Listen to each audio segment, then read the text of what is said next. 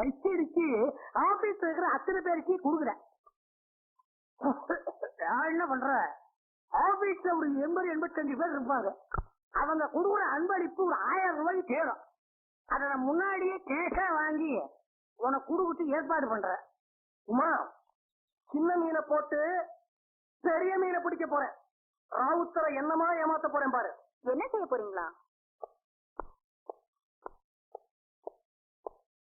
Array Ganesh, அவசரமா வர சொன்னியாமப்பா, என்ன விஷயம்? உமா, இந்த ராவுத்தருக்கு எவ்வளவு பாக்கின்னு சொன்னேன்? 987 தானே? இந்தாயா 1000 ரூபாய், மிச்சத்தை கூட ஏமாத்திராத. ராவுத்தர், உங்களுக்கு விஷயம் தெரியுமா? என் தங்கச்சிக்கு கல்யாணம் நிச்சயம் பண்ணி இருக்கிறேன். ராவுத்தர் சந்தோஷப்படுறான். பெரிய அளவில் இந்த கல்யாணத்தை நடத்த போறேன். 3 வேளைக்கு சேர்த்து கிட்டத்தட்ட 1500 பேருக்கு சாப்பாடு. ராவுத்தர் பெருமைப்படுறான்.